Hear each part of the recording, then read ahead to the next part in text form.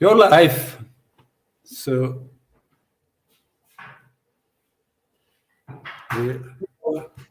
we lost. Who? Who is lost it? Hannah. Okay. We lost you. Hello, Hannah. We lost you, Hannah. I'm here. But your presentation is lost. Yes, I am sharing my screen again. Hello, everybody. Welcome.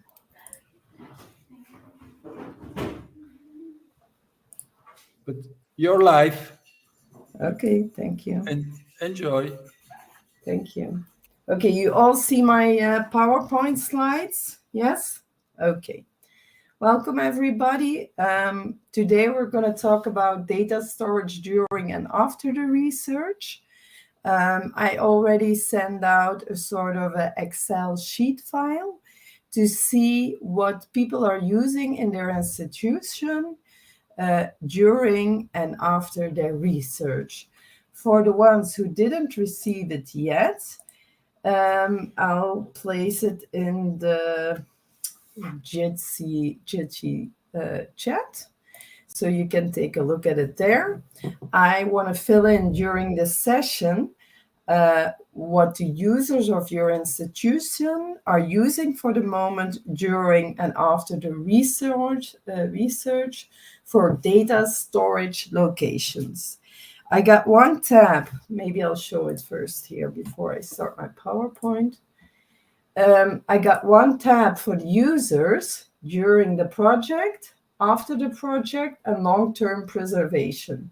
Sometimes this is not clear what the difference is, but that will be explained today. I see people are filling in, so very nice, and some people already filled in. So this step is not for the project managers in this project, but for people who are joining today who are users in the institution themselves. And this is actually what is advised for the institution. So I want to see what is advised at Santa Clara, Cienfuegos, UCB, and the one of Peru. I don't know if somebody from Peru is here today. Is Cesar here? I don't see him. Anyways, first going to start with the presentation. So what are we going to see today? Put the pointer on.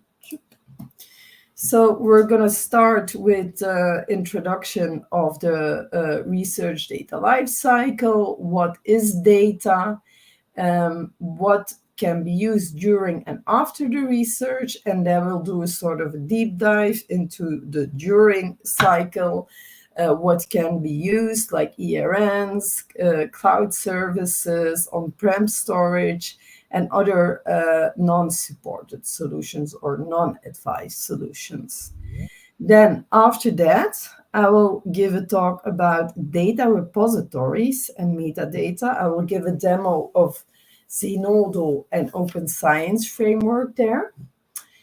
I will explain how a trusted metadata repository can be found, and what does metadata actually mean, because sometimes it's difficult to understand what we mean with metadata.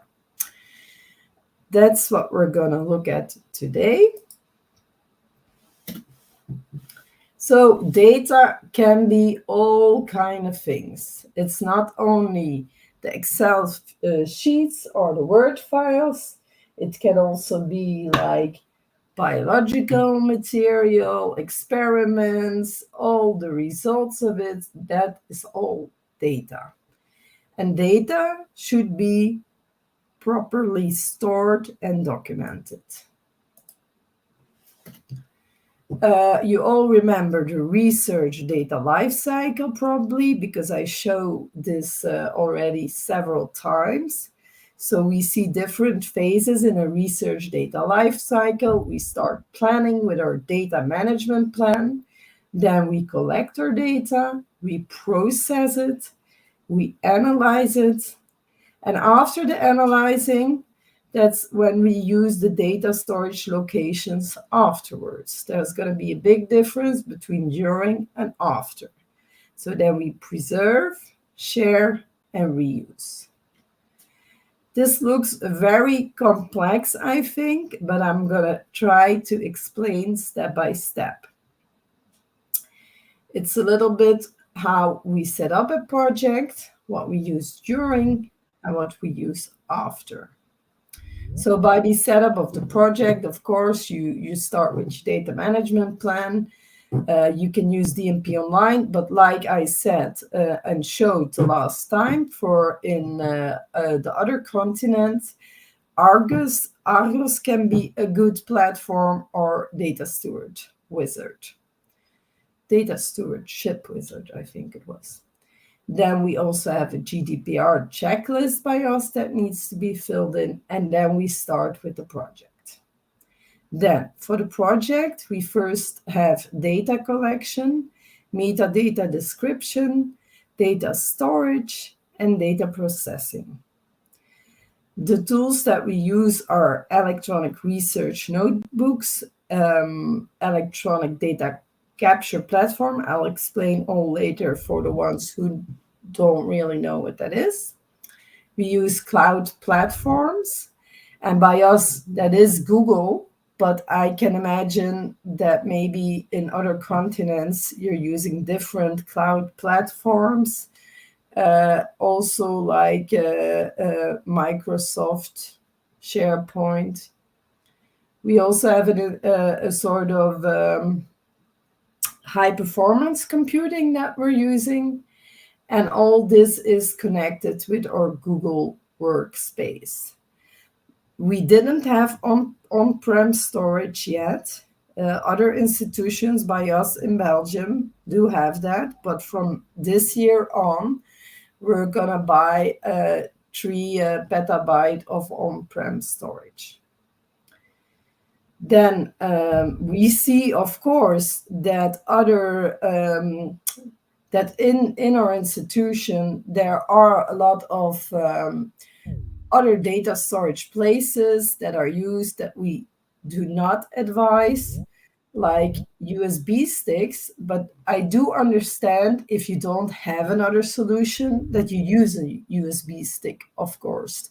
But there are a lot of risks by using USB external hard disk drives or saving your data local on your computer. Because if a USB stick gets lost or an external hard disk gets like broken, your PC, if it gets stolen, if the file is not correctly saved and there's no backup, this gives a higher risk. Then we have after the project, for archiving, we make a distinction between archiving and preservation.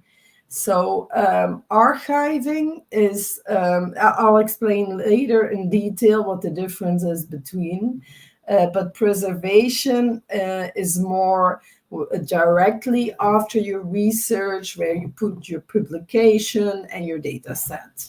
More examples will come later.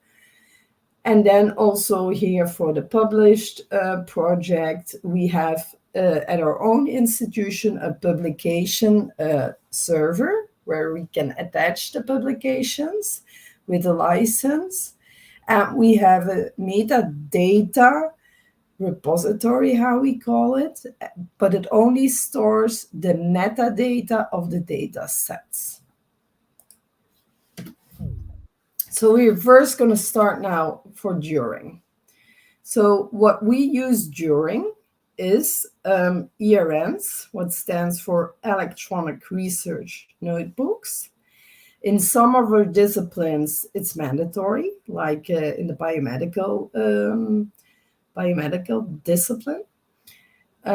Some they can use it freely, and we do this central support system and even co-finance in these platforms.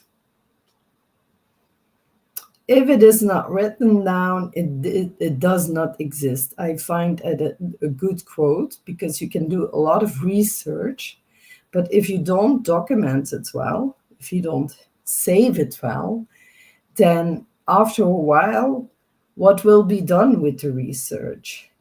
Maybe in the future, you will not even understand what you have written down or what the researcher had written down.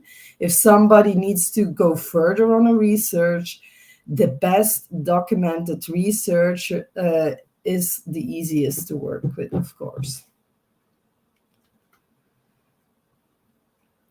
We explained this already, but I'll explain it again. So a paper notebook of an electronic lab notebook, what is the difference?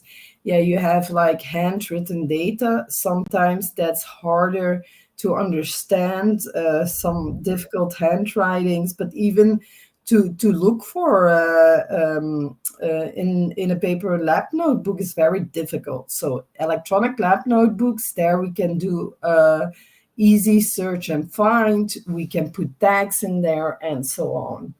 It's hard to keep the paper notebook organized. And so here for electronic research notebooks, it's more like organized and it has a lot of extra functions. And we would for surely recommend to all the researchers to make their data as digital as possible and use electronic notebooks. So these were the ones that we use. We use eLab FTW, what is an open source one.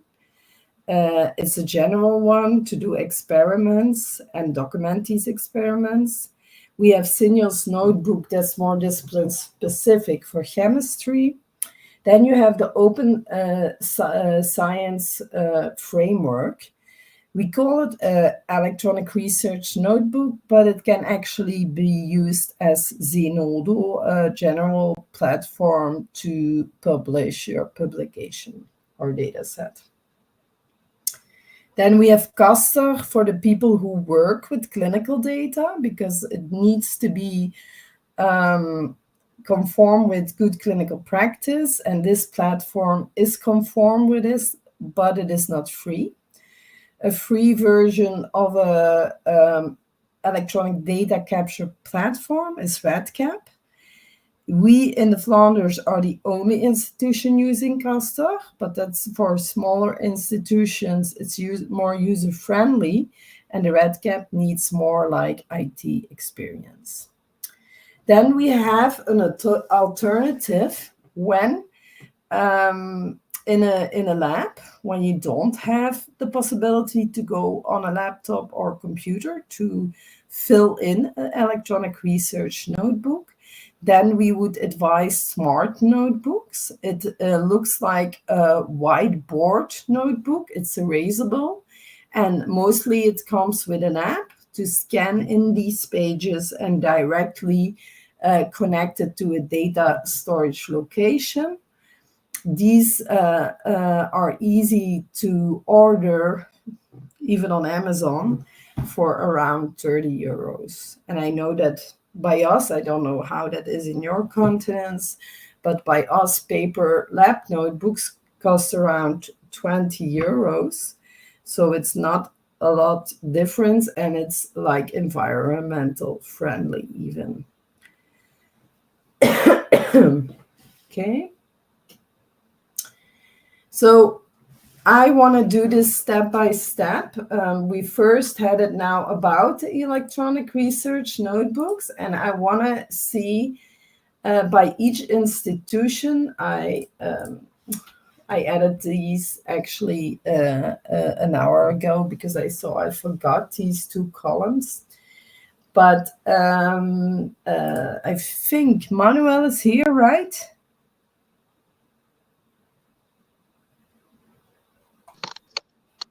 I saw him, but I don't know now. We don't hear him. Or Grizzly, I know you're also from Cienfuegos, eh? Correctly? Hello, Hannah. You hear Hi. me? Yes, yes. So what I want to ask you, Grizzly, is do you know if there are paper lab notebooks used? Probably, but are there also digital lab notebooks already being used in your institution? I don't think so that here at USLB any paper lab notebook. Even not paper lab notebooks? How do they document their data then? No, not Cienfuegos, in USLB Santa Clara. I saw you are writing in Cienfuegos. You're and that's Alexis. That's from Cienfuegos, right? Yes. Okay. But if they're not using the paper lab notebooks, how do they document their data? I don't think that our researchers documented The the data data. yet? Yeah. Okay. Okay. Then Cienfuegos, I'm gonna see because I knew that Alexis filled it in. But Alexis, are you still here? Because I added these two columns last minute.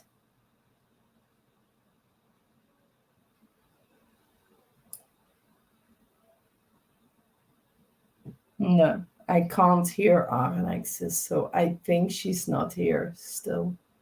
But that's fine. Then I know that Jose is here. Are you from Peru or not?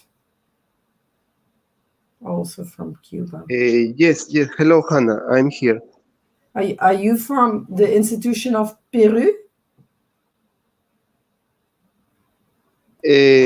Yes, in San Marcos, there are some laptop, Yeah. but not all researcher using this. Some are using the paper, and are some already using digital lab notebooks like open source platforms? Blackboard, no, no. Okay, thank you. No, I written it not correctly. I need to write it down here.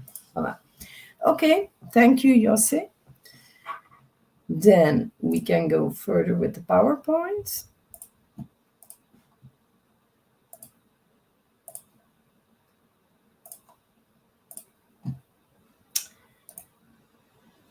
Then a different option to use is a sort of cloud platform. If I'm remembering correctly, I thought that by Grizzly they were using already cloud platform, but I'll ask in a minute. We are using the Google Cloud platform, but all the other institutions by us are using the Microsoft Cloud platform. They're using SharePoint. Yeah, a cloud platform is a very good way during your research to put it there because they have many backup possibilities and also good access control. So that's also important for valorization, intellectual property, to protect that or to protect sensitive data. Okay, so that cloud platform is advisable, but the only thing is that we, for Google, have a separate contract because in Europe we have another law with the GDPR that I know in America, but maybe it's North America, they have other rules that they can just when you share your data on your personal Google account, they can just take your data if they want.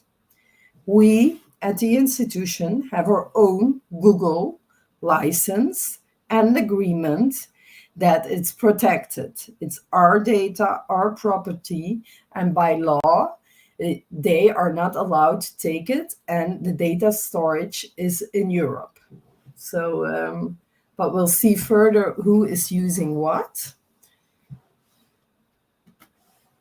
So by us, what is also important is that we figured out that it's very important when you do collaborations and you're using a cloud platform, mostly it has a shared drive and a personal drive. I know that Microsoft PowerPoint has the same thing. I think it's called OneDrive. And there we know that when people put things on their personal drive and we want to have the research after the researcher leaves, for us, it's not legal possible. We should go to court to get that data. But in the contract stands that the data is, we are the owner of the data. So we say that all researchers, and we have that also in our RDM policy plan, are mandatory to, from the beginning, when you collaborate, share your data in the shared drive with your promoter. So that's very important part, I think. The license we have with Google, the data is encrypted.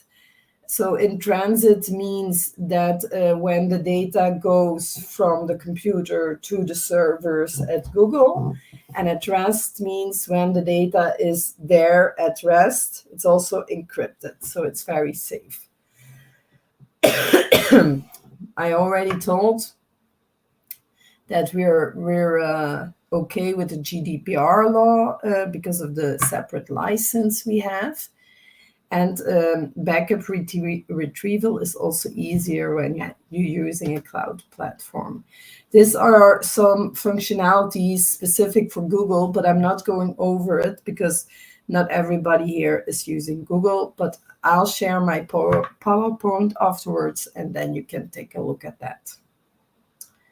That I already told you. There's also a difference between my drive and shared drives by us, that you have more like access level possibilities to like authentication control over the shared drive. We also have a sort of cloud platform where we have more services that we can use by Google, like virtual machines, cloud storage. It works with a sort of archiving system. Big queries can be used, SQL, and an app engine. Okay, now I am going back to the other file to see who's using the cloud platform. I saw a chat already from Grizzly. We're using UCLV cloud. Which cloud platform, Grizzly, are you using?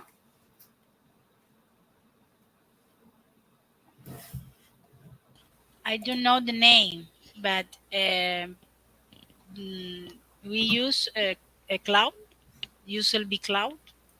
I don't know the platform, but it's the name.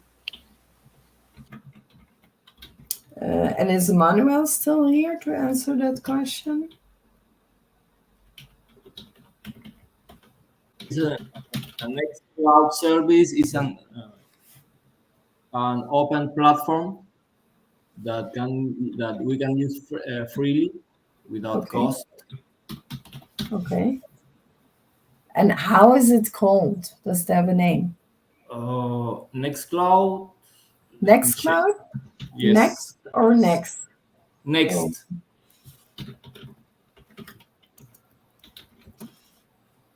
Okay, good. Then I have the information. What about? Nextcloud. Yeah. Cloud, Okay. an open source content collaboration platform. Okay, thank you. Our Alexis is not here, I think, to answer the question. Is there somebody from Cienfuegos here? Hi, yes, the universities, yes, la nube sí está, yes. Can somebody translate for me? They also use an Nextcloud service. Also the Nextcloud? Yes. Okay. Then Bolivia Google Drive. And then I want to ask, Georgina, you're here, huh? Yes.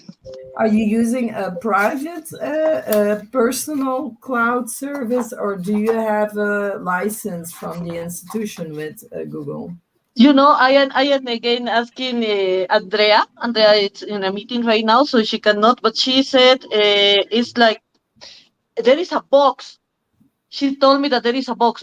We have the Google Drive, all the researchers, but it's like she's the librarian and the authorities. They have for saving data a box, but she doesn't remember the name. It's a box. I don't know what is the difference, honestly, between the Google Drive and a box. But she told me that it's Is it Dropbox? yeah, something like Dropbox, but it's not Dropbox. Okay, but ask her later and try to fill it in. Okay. Yes. And Jose for Peru. In San Marcos, we use Google Cloud. Okay. And do you know if you have a separate license, or is that just everybody by their own account? We have a problem because have an institutional cloud, but in these weeks is full, and I don't put any more data, but it's institutional. It's limited, too limited to. But it is institutional. Yes, institutional. Yeah, so, yeah, okay. Okay, thank you. Okay, now we can go further again. So, oh wait, I think I maybe, yeah. So we also use high performance computing. That I don't know if anybody is using that yet. So I'll just go ask everybody. I maybe didn't make one for this one, right? I'm gonna add it.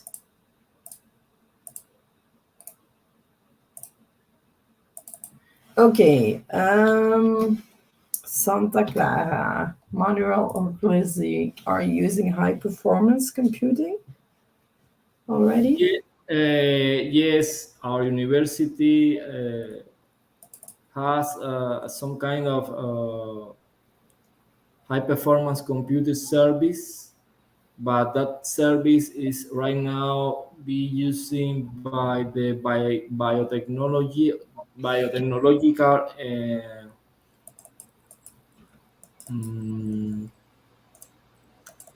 industry in Havana. They use our service, and the people of cybernetic and programming specialists. They And do are you have the any idea how the service is called? no. Okay, Sorry. can you ask that for me coming week and fill it in? Okay. No. Then the person from Cienfuegos who is here, do you use a high performance? Are you aware? Alexis? Sí, escucho. Are they using high performance computing already? So with big calculations that it go faster, and using a service for that in your institution? And you can say it in Spanish if it's easier for you, and somebody will translate. Ajá. Yes, computer. Yes. And do you know the name of the service? What's the name? Alexis, ¿ustedes Sí. utilizan, tu universidad tiene algún tipo de servicio de computación de alta precisión, de alta velocidad? ¿Son servicios especializados? No. Ok. Cienfuegos doesn't have, the University of Cienfuegos doesn't have that kind of service. That service in Cuba are mainly in universities like UCLV, and maybe Santiago, because they are the university with a computer infrastructure to do that. Okay. That three universities have a kind of data center, and we have the infrastructure. Cienfuegos doesn't have that kind of infrastructure. Okay. Then Georgina for Bolivia. Yes, it's similar like in the case of La Habana. I know that there is one computer with high performance in one lab, which it was that was used for in the system in informatics. I also don't know the name, but I know because they told, yeah, we have a very expensive computer and it's very fast and has more storage capacity, but I don't know the name. No. But Okay. just in that lab, we don't have like in every lab or everyone has, just in that one lab. Okay. Thank you. I'll just put there yes with the name, and if you can find out the provider, that would be nice. For Jose, what do you use it? In our university, no, we don't have this. Probably some groups of researchers have, but no in all universities. Okay, thank you. Then this I already said, like the USB, we don't advise it, external hard disk or local PC, but we know that by our own institution, they're still using it. Some are aware of the risk and some are not. So I think in the future, it's also good if you have other possibilities to make good advertisement about all the other better possibilities, because if research gets lost, I think that's a big thing what is not good. But I want to see here I already saw that in Bolivia by Georgina, by your computer, you're meaning like you're using it, your data, you're storing it locally on a C drive, you know what I mean? Yes, I am storing locally. Yeah, on the C drive and not on the cloud. In the C drive, what happened is that I continuously like sharing the data in the drive, but when I have to analyze them, I mean, I do like a selection which data are the ones that I'm going to use for trying to write a paper. Then I transfer those to my C computer. Yeah. And do you have a backup? No. No, because I have the other data in the drive. So then I think that the drive is my backup and the C is the one that I will have. But you always copy it over every day? Yeah? No, not every day. Just the ones that I think that are more significant. And maybe also important to collaborate with others. Yes, but the general data, then I have it in the drive. I mean, all the data, all the raw data, because then we collaborate. But then I work more with the students right now. So then it's like the more significant data, then I take it in the C, because well, that is very personal. I have some problems to working in the drive because I don't think that if I press something, then I erase it. I feel more comfortable really using my Excel sheets only, like in the Excel, not in the drive. I'm not very good at. Mm-hmm. Yeah, I think it's just that important to know that if you're using it locally, there's a higher risk. But everyone can decide for themselves, huh? But and when you collaborate, you should for sure we advise the cloud. And also when there is not a possibility, then you don't have another possibility. But I do understand when you're working also on personal stuff, you don't want other people directly to see it. But there's also an option that maybe in the cloud you can make a folder for you that no other people can access, and that's your folder. Oh, okay. I haven't think on that yet. Maybe it's easier in that way. Just to be sure.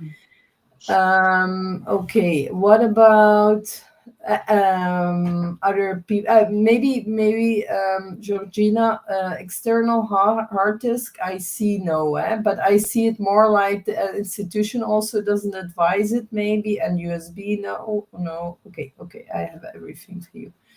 Then I go to Grizzly or Manuel. How is it there with using own computers, external hard disk, or USB? In UCLB, we have all the option, because a lot of people are storage their data in their own device. Every day, more and more are putting their data on the Nextcloud service, because they are learning about that. And they have suffered the loss of a lot of data in their own devices, so they are migrating to the Nextcloud service. But we have a significant amount of researchers that still storage all their data on their own device, external disk, their laptops. Yeah. But and do you know if they? Yeah. Okay, just tell me. Do you know if their laptops are encrypted? No, I don't think so. No, because Encryption is let's call it like a skill that now everyone have. Yeah, I know. Here. It is also difficult. Our Yes. laptops are now encrypted since last August, automatically encrypted. And it's also when you lose a key with encryption, you have a big problem, because normally nobody can get your data back if you don't have the key or password. But when the laptop is not encrypted and the laptop gets stolen and they take the hard disk out and you put your research locally, they can just reach your research. Yeah. But even by us, we're 5 years further in the RDM process. We know that people are still using their computer locally, using USB, using external hard disk, and I think that's a big how do you say that? Uitdaging in English. Just it's hard to make them aware, and I think it's very important to make people aware of the risks and make a lot of advertisement of the good possibilities. I think that's one of a main task of a RDM champion. Alexis, can you also answer for the questions if people are using their own computer locally? Computer, yes. Computer and laptop, yes. And locally. Manuel, you can help me translate if... Locally. Okay.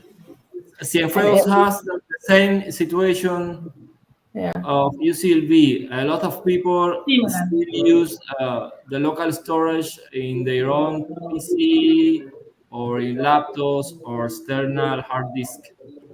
Okay. And then thank you. Then for Peru, Jose? Hannah, in Peru is similar. Each researcher save his data in own PC. Okay. Also hard disks and USB, right? Yes. Okay. That's that's challenge. That was the word. It's just a simple word, but sometimes you can't think of the word. But it's a challenge to make people aware of the risks and the possibilities. So, okay, now we're at the part of after the research. So for after the research, during the research, we advise cloud services, open source cloud services, if they're in line with GDPR, if necessary. On-prem storage, that's maybe one. Did I ask about the on-prem storage? No. Okay, the on-prem storage. I thought that Santa Clara had it, right, Manuel?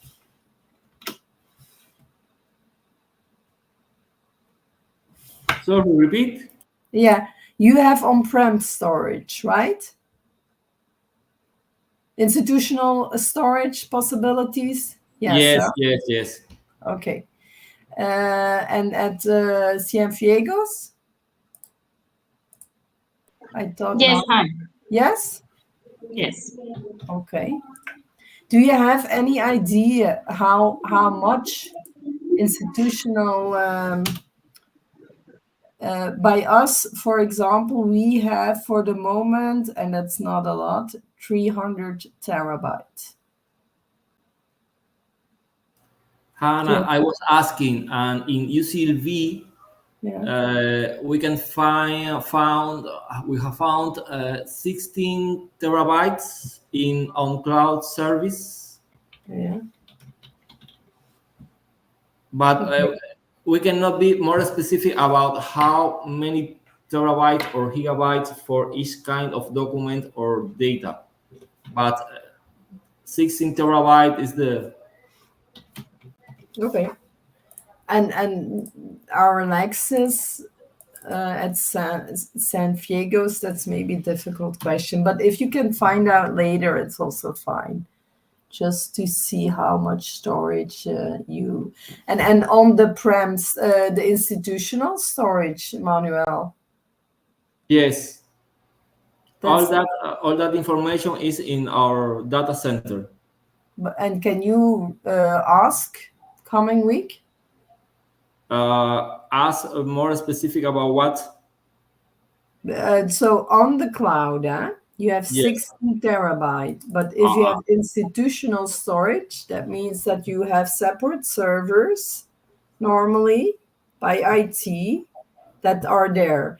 On cloud means we're using the servers of Nextcloud. And institutional storage means we have servers at the IT department where the people can save their data. But our on-cloud service is installed in our data center. It's not an external service from the university. Okay, it's internal. Yes. So all the UCLV service are installed in our data center. So it's probably internal hosting. Yes.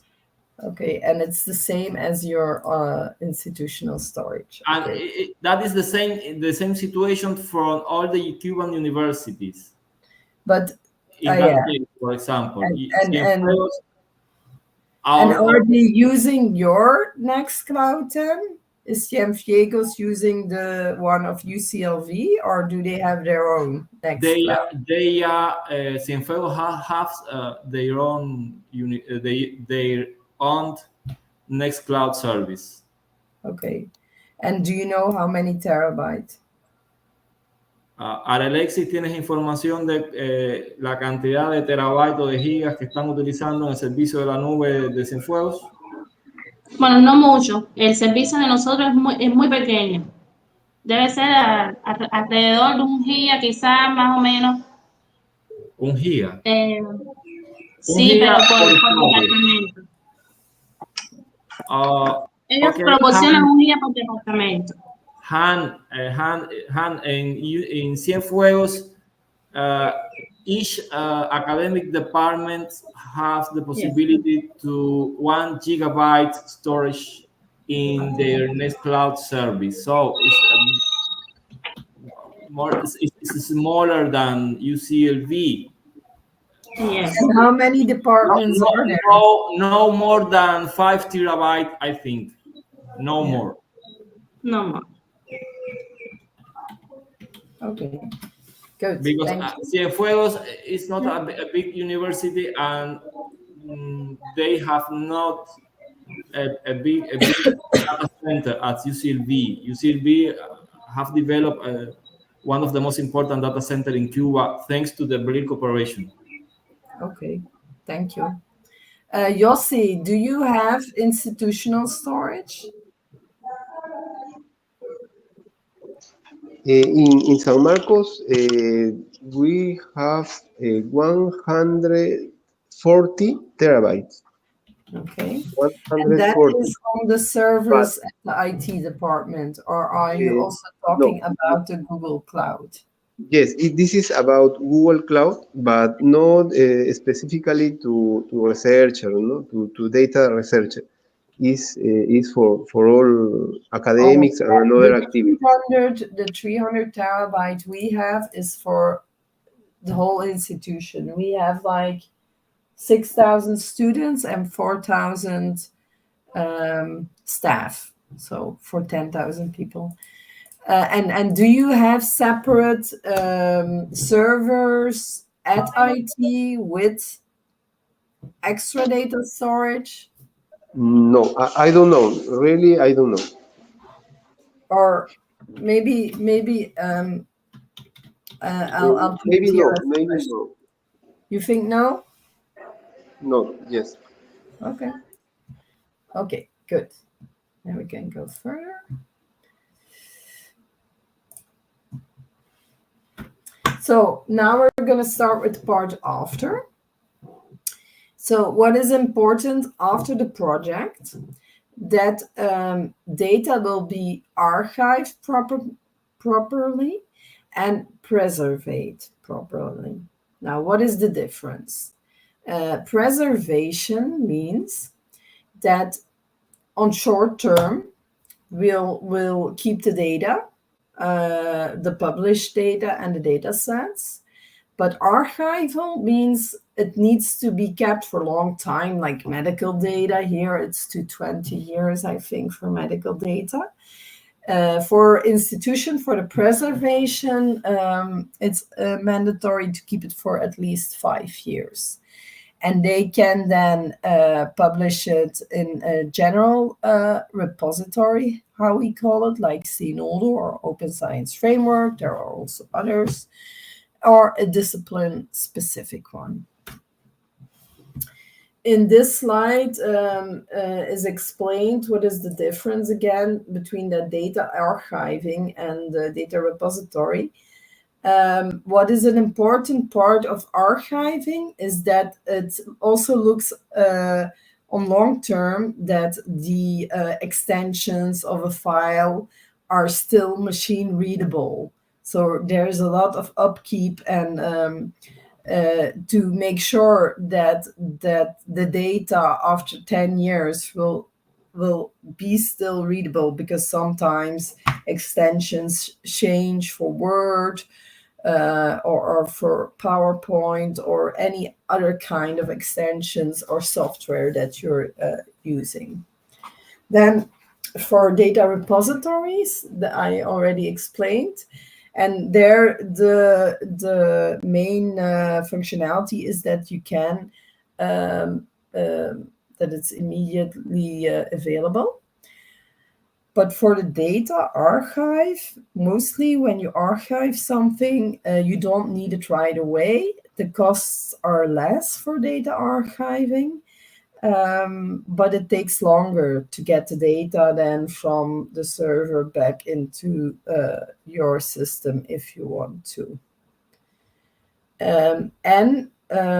There are open platforms, free platforms that are curated. And curated means that there are standards decided what each platform should have to be a good data repository or a good data archive. Here again, what a data repository is, but I already explained. For data sharing, verification. But of course, it helps to, I think here, this slide is from somebody else, but I think he meant validate instead of valorize, because valorization is about intellectual property. But for the validation, it's also very important that people can try it again to see if it gives the same results, doesn't get lost, the data. Your research data share you must, but not always. As we say, as open as possible and as closed as needed. It has benefits for researchers, and I think as RDM champions, that's also an important part to make people aware, like, what are the benefits of sharing your data? You get more citations, it increases the funding chances. But it is also important to don't dump all the data. You need to select, you need to look what is personal, what is sensitive. Are there extra rules with external companies? Is there something with intellectual property? All important rules to look at. Then we come to the generic repositories that can be used. And Mark asked to explain Zenodo, because I think Zenodo is one that the most of you probably are using. But maybe I'll also try to put that in the table. So if I go to the table again, here, the general platforms. So what is used at the UCLV to publish publications and data sets? Right now, we have not that information hand. Maybe some researchers have used Zenodo, but right now we have not that data available. And in Cienfuegos, does our Alexis know? Similar. No, Okay. I am no. Okay. I saw Bolivia already filled in. And Peru? In Peru, Dataverse and the space, yeah, but no uniform for all, no. But a colleague say this, that probably use Is that DSpace? the space. Yeah. And also Zenodo? Zenodo, no now. Okay. Okay. Good. Okay, then for the Zenodo demo, I first want to take a 5 minutes break to get some water or tea or whatever. And then we'll be back at 5 after, depending on your times. It's now, I guess, 11 and 12 there. Yes. So in 5 minutes, we see all each other back for a demo of Zenodo. Good? Okay. See you in 5 minminutes. Bye. Bye. Oscar. Bye. We see you. See you. ¿Y dónde están?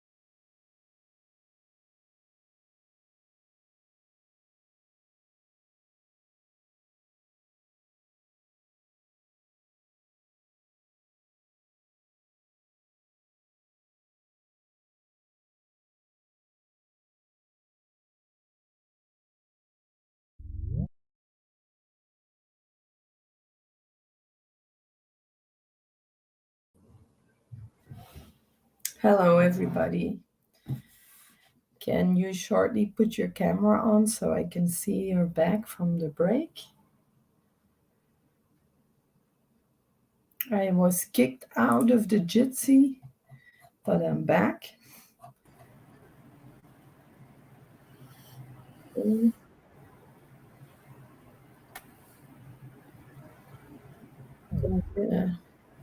Still some people are taking a break, but I'm going to start with the demo. So Okay. Grizzly cannot use her the camera. camera. Okay, that's fine. That's fine. Okay. Okay, so I first put it on the Let me try slides. to connect by phone. Okay, it's good. I'm first gonna share my screen again. And then the PowerPoint.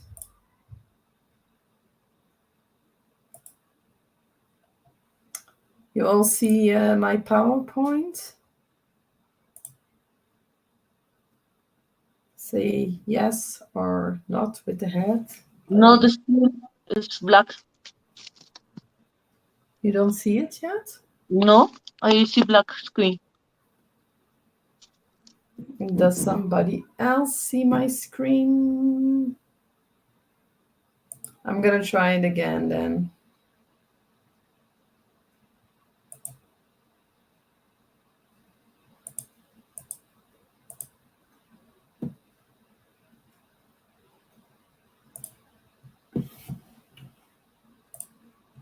Do you see it now? Not. I don't know about the others, but I don't see it. You don't see it? That's a No, it's strange. black. It's black. Okay, I don't know why you don't see it. Again. Wait a minute. Wait a minute. Han, could you share your screen with the picture of everyone that is connected, just for a minute? No, like a few seconds ago, Yeah. when you ask for people connect their camera.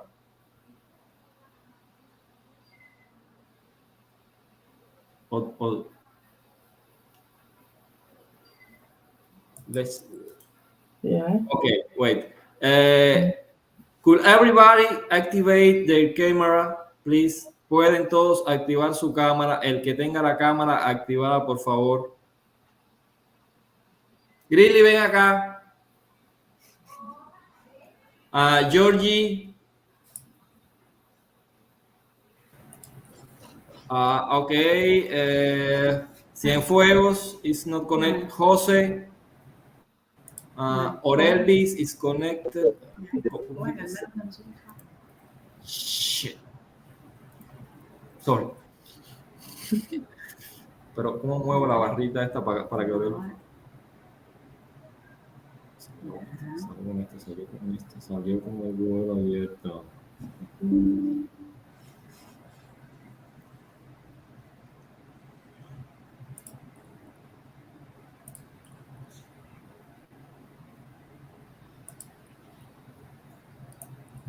You still not see my screen, Manuel? Sí, sí, sí. Yes. You see? Okay. Georgina, do you see my screen now? Not yet. We cannot see. It's black. Okay, but Okay. some other people are seeing it. Manuel, can you see it? Yes, I can see you. No, not me. Okay, The screen. the screen. The screen, yes, yes. For me, You see the Zenodo presentation? Yes? yes, yes. And Georgina not. Maybe I will enter to my computer. I am using my phone. So just give me a Okay. second, then it will be better. Okay. I'll wait a few minutes and then we'll start again with the Zenodo presentation.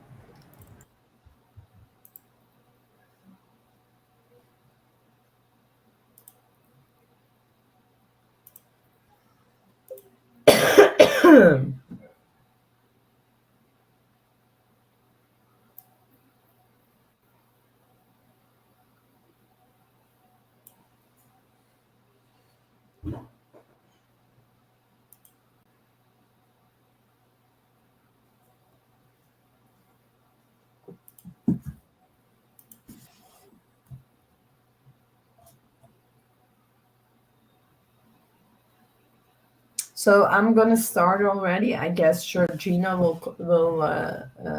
come in later. So is there somebody who has already used the Zenodo? And if you have, can you raise your digital hand here in the Jitsi? Or put yes in the chat, that's also fine.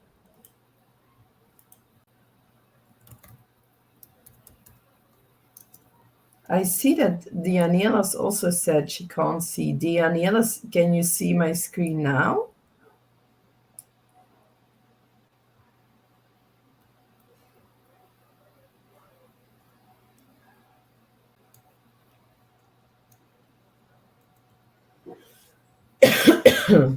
That's so strange. That's strange. And Dianelas, you're... Oh, that's... Yeah, okay. You know what? I'm going to try to log out from the Jitsi and come back. I hope that will help. And otherwise, I'm going to call Mark because I don't know if he's still listening. Okay, I'll be back in a second.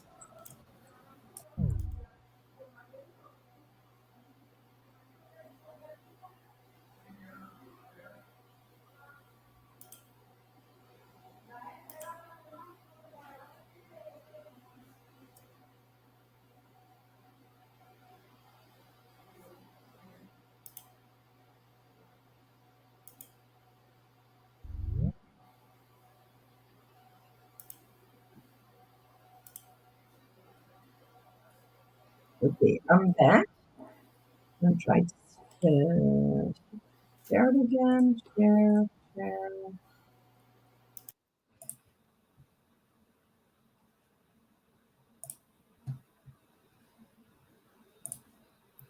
So the people who didn't see it yet, like Dianelis, are you seeing my screen again? Or Robbie or Georgina?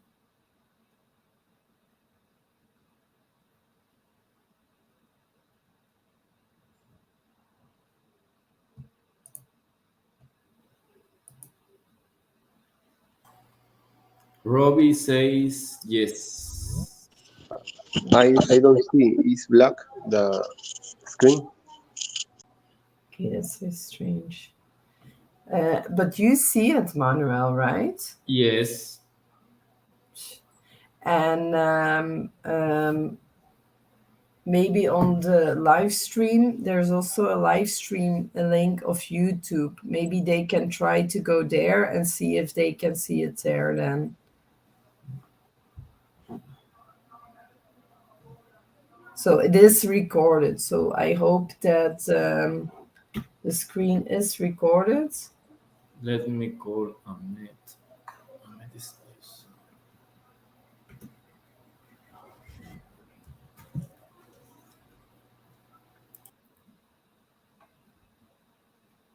So how many people can't see my screen? So Dianelis, Robbie not. It was just a matter of the cell phone. I don't know why, but now I can see it in the computer. Okay. Okay, Robbie. Yes, I can see your screen. So I'm sorry for the people who aren't seeing it. Try the YouTube link in the program, or maybe the recorded session can show it to you. Okay, we're just gonna start, and otherwise the people who don't see my screen can just also listen, and I'll share the slides afterwards.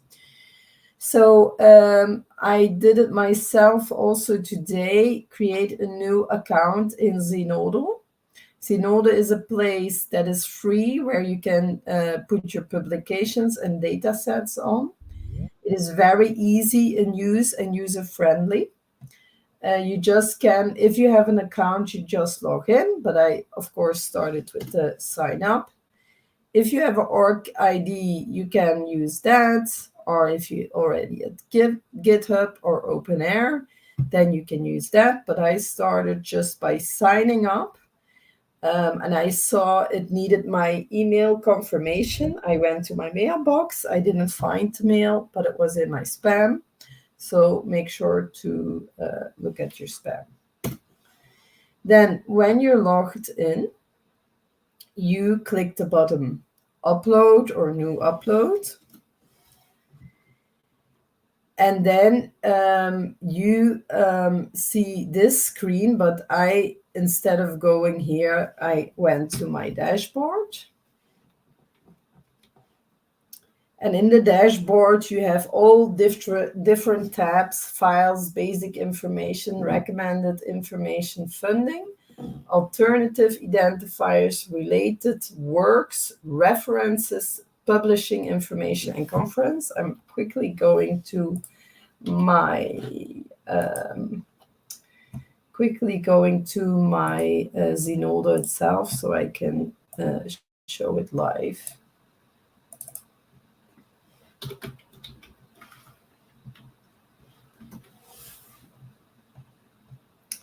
So I log out for a second. So I created my account. I log in here, put my email address and my password in there.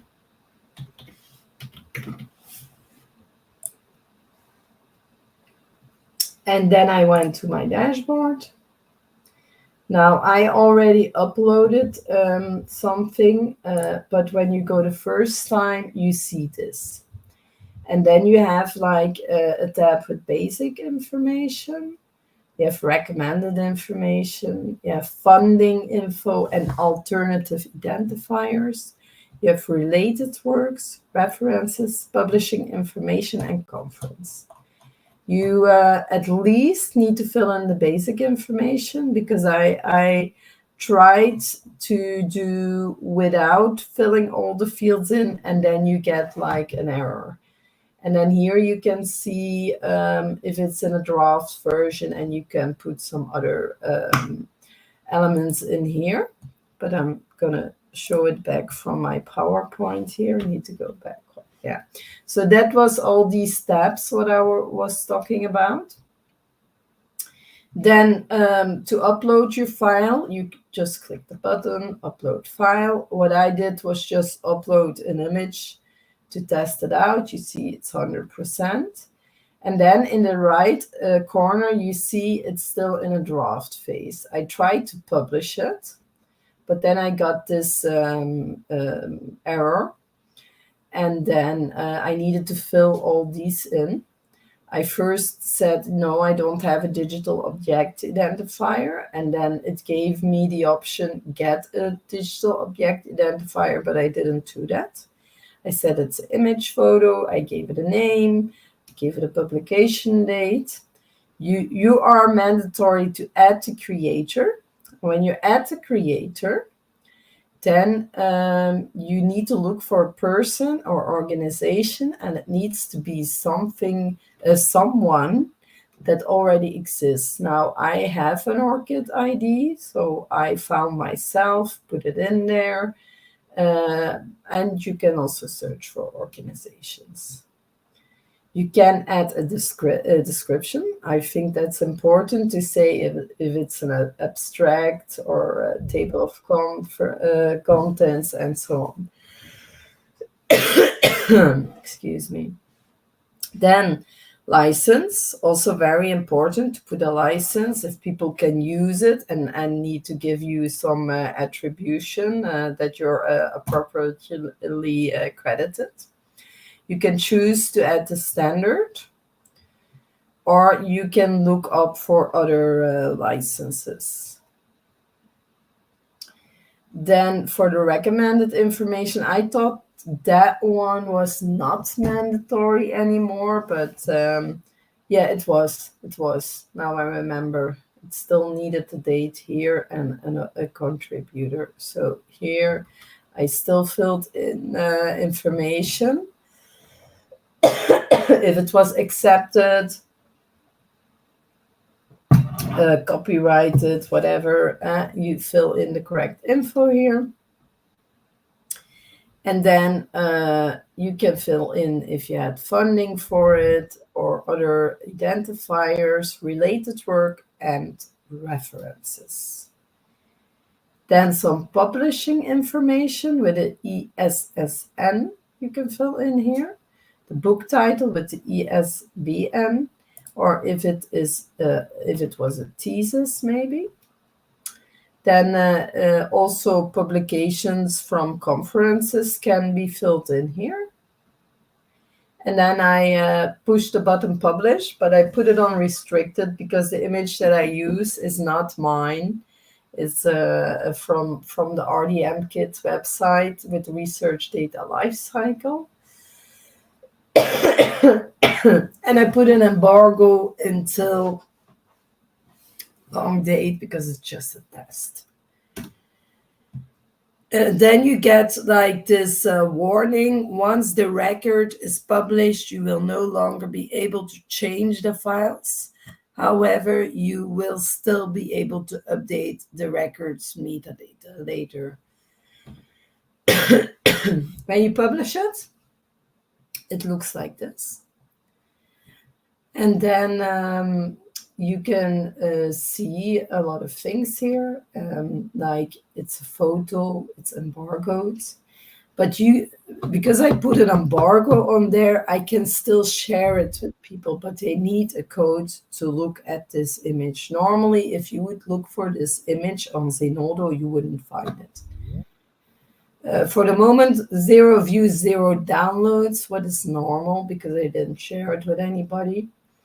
You can edit it or put a new version on it. This is version 1. Communities, there are no communities yet.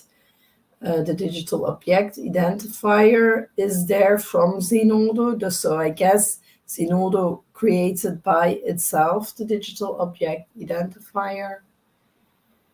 That was some other info, the license that I put on there, and you can also export.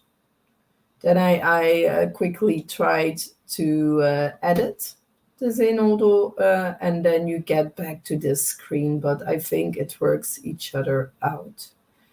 So that's for Zenodo. Are there any questions for the moment for Zenodo? No. Okay. Then I wanted to show you another platform that is called Open Science Framework.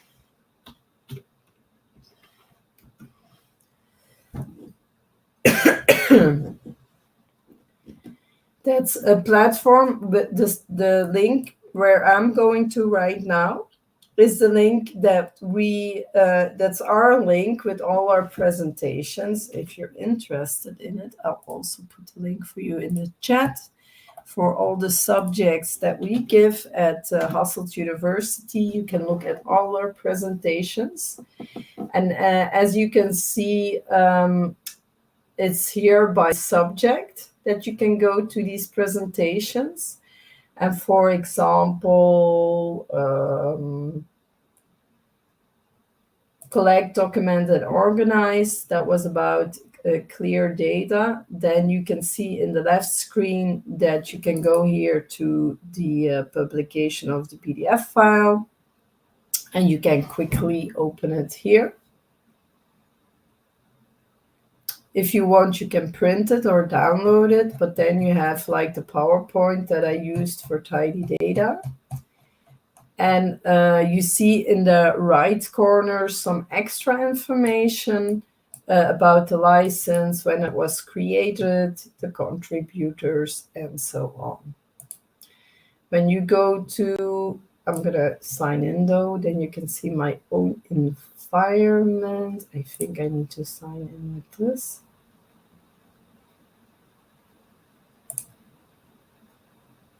So you can even sign in with your ORCID ID if you have an ORCID ID.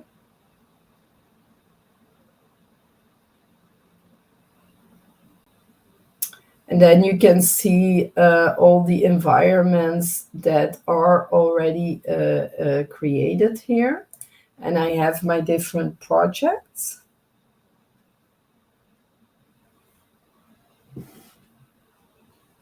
Normally it should load. Okay.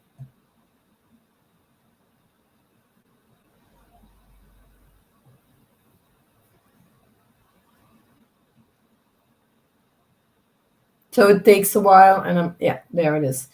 So what you can even do is pre-registrate on Open Science Framework. What does that mean? That means like when you're planning to do a research, you can there pre-registrate that you're planning to do the research with a little bit more of info. And for intellectual property, that's an important thing that you said, like I was already researching on this topic. So here you see some index of the registrations, but that's nothing that I used yet. When here you go to the user settings, you have some settings that are important. Like, let me see. I know you can do multi-factor authentication. Here, this is the two-factor authentication to protect this platform more to log in. So you need, I think it works with the phone here. And then here, over here, this was important for us. You can choose different storage locations. By us, with our GDPR rules, it's important that we put it in Europe. So for us, that's Germany, Frankfurt, but you can also use other ones over here. Then you have some other settings. This is an interesting one because this platform can work well together with other software platforms or software tools.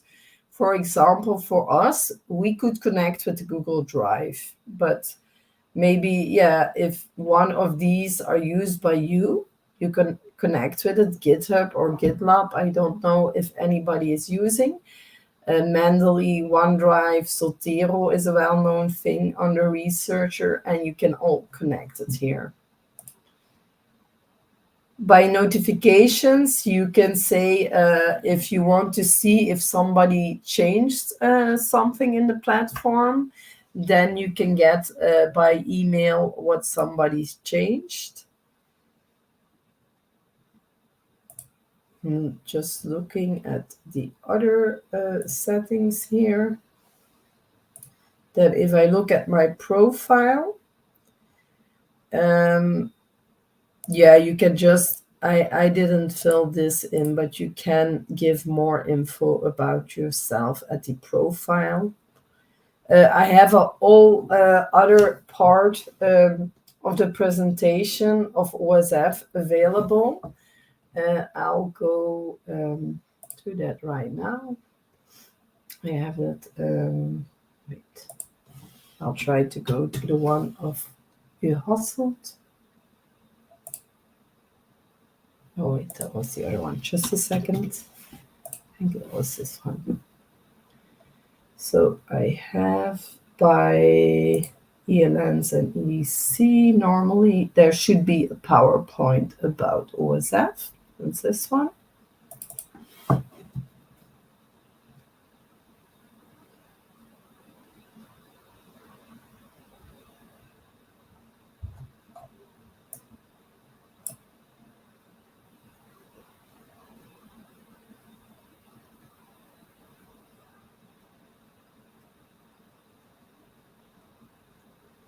Normally, it doesn't take so long to load, but maybe there's something with the internet connection for the moment.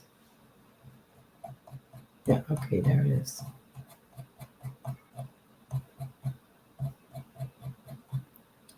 So Open Science Framework is a nonprofit organization started up in 2013. It increases openness, integrity, reproducibility, and scientific research. It is a free open software tool. Here is a link to a video with more information about the whole organization of Center of Open Science, but I'm going to spare you for this. That if you want, you can watch it later. I shared a link already in the chat. Yeah, some OS7 numbers, but that was from 2020. Then they already had like 17K new registrations there and some other numbers if you're interested. What is also interesting, and I didn't mention that yet, that when you publicate something here, you can use, I'm going to make this public, or it's only for private use. And another thing that's interesting, that it also does like a sort of provenance tracking. So every change that you make in this environment, you can see it in a sort of an audit trail. It's great to collaborate. We use it for our PowerPoint presentations. After an info session, we send them to this OSF link and they can easily download the PDFs. I also saw somewhere a button to create your own DOI here. Go further. Yeah, it's like also it's organized. Everything is in one place. It's also to document your process. That's why we put it also a little bit under the electronic research notebook. There's a sort of version control, and like I said before, you can register your work there and like also pre-register. Share it. There's also analytics, but I don't know if that works for free, because you can have a free account or a paying account, and if you do the paying account, you have more options. And the add-ons, I also already told you that it is possible to integrate with all of these systems, what I think is also very interesting. It's very much built for researchers, this platform. This is just a complex scheme where all the servers of Open Science Framework are located. Maybe it's less important for you, but by us it was important because we needed to know where our data was stored and if it was stored in Europe. You can create a free account by your ORCID ID or by institutional, but you need to try that out. I'm just going quickly over some stuff because I already showed you this, the data location I showed you. I have some videos to watch here, but I'm going to let you watch them afterwards because I still want to explain a little bit further after this demo of Open Science Framework about data archiving and finding a correct data repository to store your data. Yeah, here all the projects. Yeah, again, this I already told you. Access requests, how to delete a project. Of course, that's possible. Here's a video how you can manage your profile.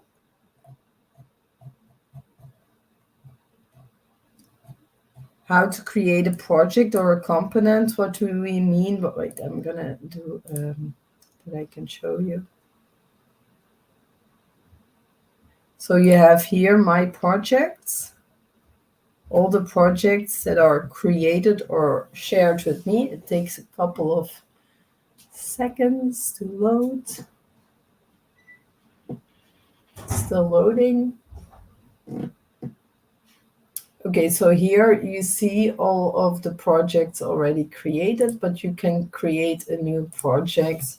For example, I first put the date in.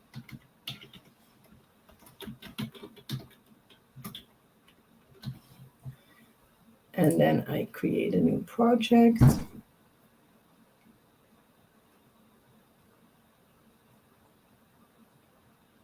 It's really slow today.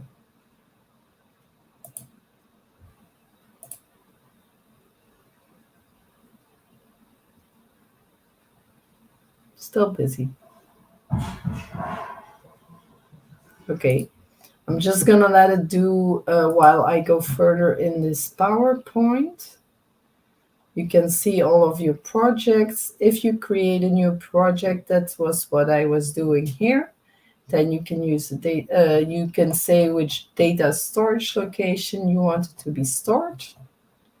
You can leave for every project or file. You can leave comments, and like I said, you can put on notifications that you can get them by mail, and you can say I want them every hour, but it's easier if you say one per day, because you will get maybe a lot of notifications from it. So that are the notification settings. That's what I just talked about, how you can fill them in. How to add contributors and citations. This is not normal that it's going so slow.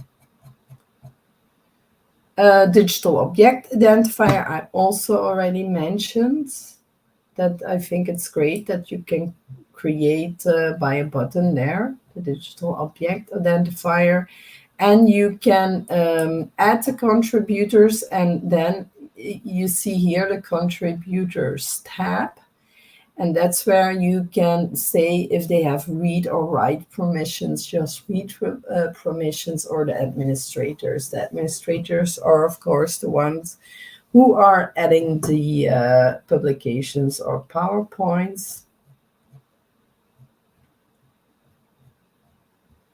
That is about the two-factor authentication. That's what I mentioned with that you can do it by your phone, that you get a password on your mobile phone.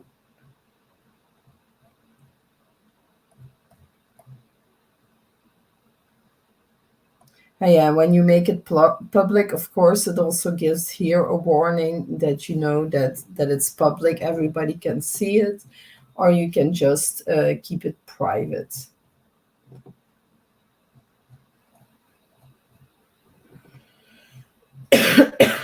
And also another possibility is to create a view-only link.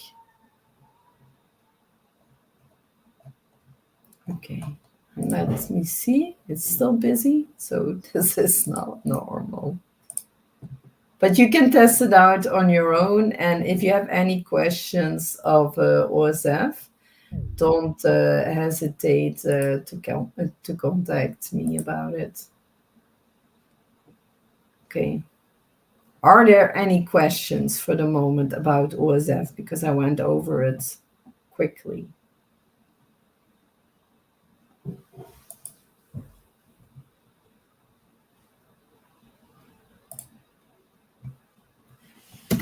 I have a question, Hannah. As this is a free resource, there is a limited time to store the data here, or it's going to be forever? I don't know. That's a very good question, and one I need to look up. But I'll write it down. How long? Yeah, they don't say anything about it.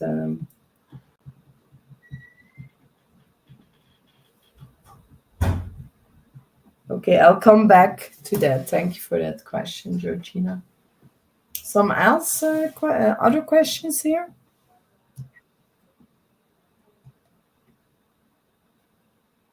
Okay, then I'm going further with the presentation. So we're at the part that you can choose your publication. Do I put it on a repository, a generic one, or a discipline-specific one? We also always advise try to find a discipline-specific one, because researchers that are in the same area will find your research quicker.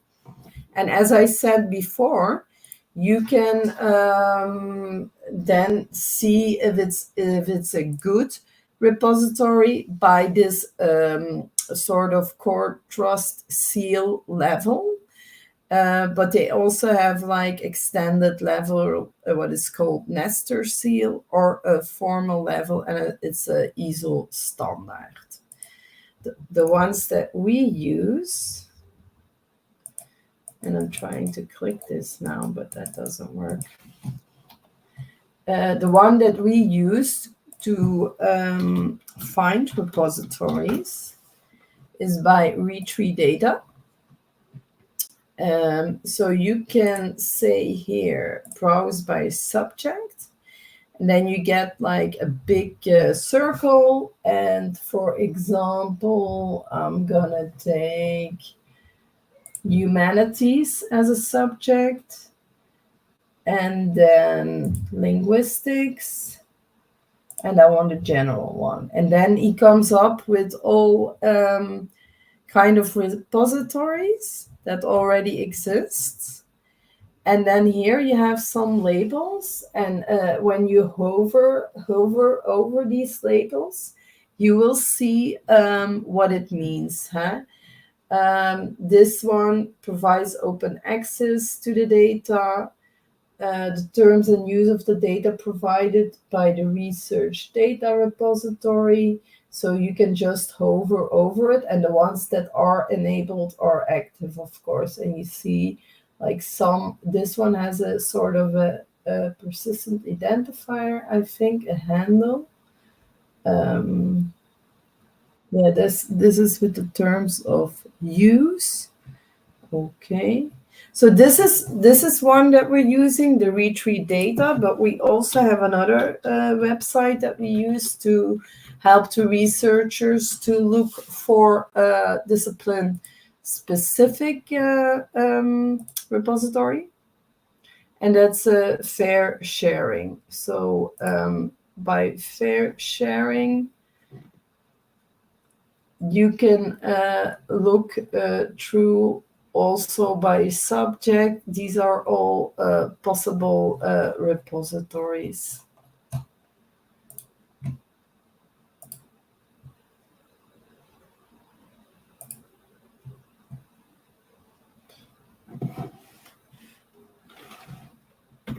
Go back, okay. Then, of course, all these repositories are based on the FAIR principles. And they assign a globally unique and persistent identifier, like a digital object identifier or an ORCID ID. Yeah, and these are the different levels that you can choose, but I think that is already clear. Metadata. So one of the important parts also when you're using a repository is that metadata will be saved. And metadata is important to make data machine readable. I'm going to give the example of metadata. Let me see. Yeah. So to explain to you what metadata is, you have the data of a picture of a cat here. And if you ask for all these elements of this picture, that's what's called metadata. For example, the file name, the author, the date, the file, camera, lens, how is this picture taken?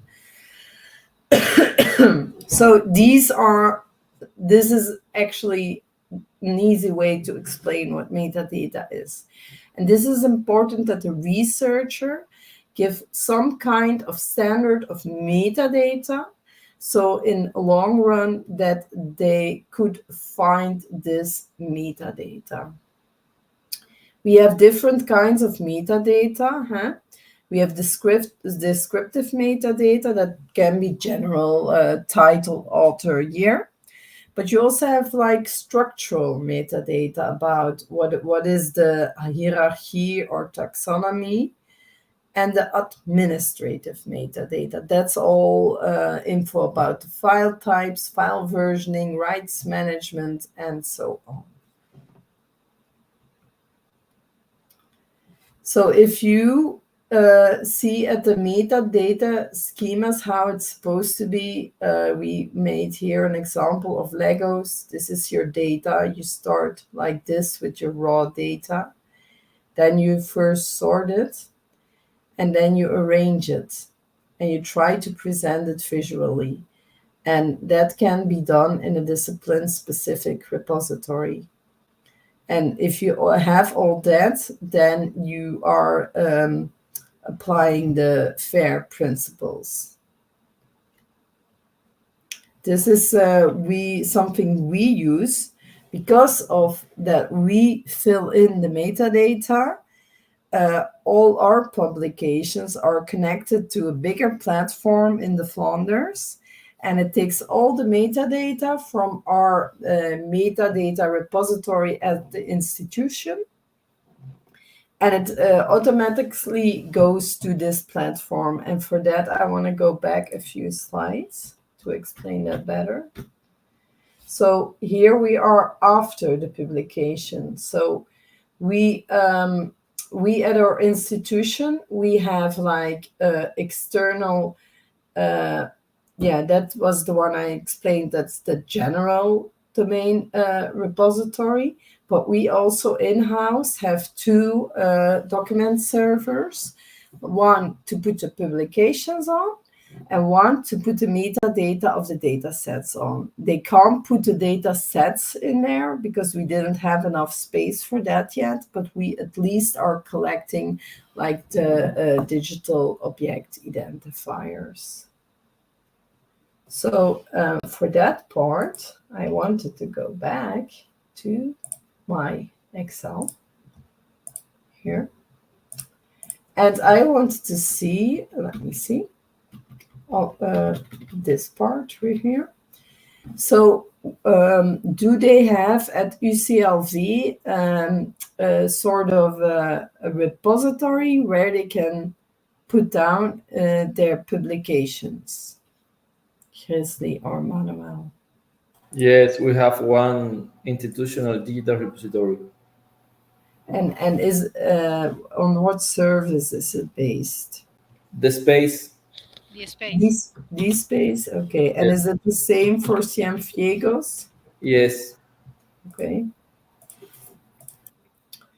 And what is the name in Bolivia? Do you also have like a sort of do you have a repository for the publications? Yes, we have an institutional repository, but it's internal. It's not really like this free things. It's just like they create a system. Sorry, that part of the technology I really don't know until now. But That's okay. But I'll feel just like that you can ask that later. I marked everything in yellow that need to be asked, and that's okay if we have the information later. It's just to have an overview what the situation is right now at every institution. Then in Peru, are you using their for publication? Hannah, they told me already. One of the librarians told me it's in DSpace. Sorry, I didn't know that. Okay. And Jose? Yes, in San Marcos, the space too. Okay. And this is for publications, but what about data sets? Jose. The data sets don't storage in the university, no? Only with the research only. So only the publications and not the data sets, but also not the metadata about the data sets. Yes, metadata, yes, in this space. Yes? Yes. Okay. And Bolivia?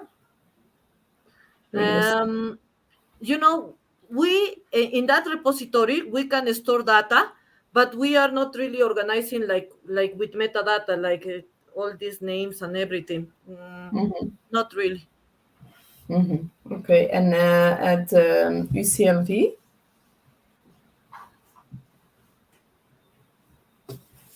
So at UCLV, Grizzly or Manuel, are you? Do you have something to store the data sets or the metadata of the data sets? No, we have no data set or metadata storage in our repository. Okay. Just a scientific publication and metadata, general metadata to describe that publication. Okay, thank you. And Yossi, again, you said you have something for the data sets. Is that to save the data sets or to save the metadata of the data sets?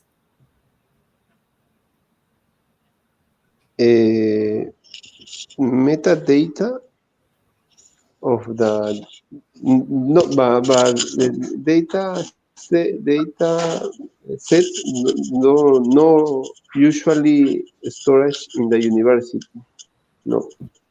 So it's only the publications in this space, but the data sets not safe. Yes, only the publication. Yes. Okay, clear. No, that's good. I think we have a better overview for now. Does any institution here has already archiving solutions? And that's like not a repository, that's like an apart system where the researcher chooses, okay, for long term, I will use this system. Are there any possibilities there in UCLV?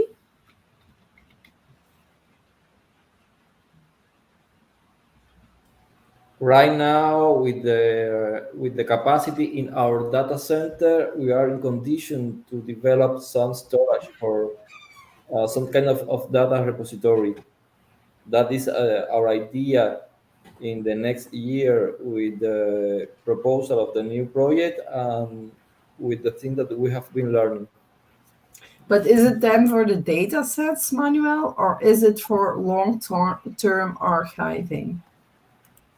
And I'm speaking about 10, 20 years, because archiving, what we mean with archiving, that's a real system where it looks at the extensions of the files, if they're still okay in 10 years. You know what I mean? Yes, we are thinking in something to store up for at least 5 years, at least. Okay. No, okay. I think we it was a very interesting session. We have more an overview what is the situation in each institution, and I hope you learned a lot today. And are there still any questions for the moment from somebody?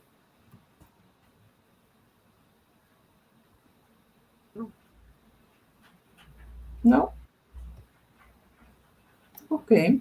Then I guess we can end this session, and I guess it's lunchtime over there. So enjoy all the lunch there, and I'm gonna have dinner. Good. Have a nice evening there. Thank you all. You too. Bye bye. Thank you. Thank you. Goodbye. Bye. Goodbye. Mark, if you're still there, you can stop the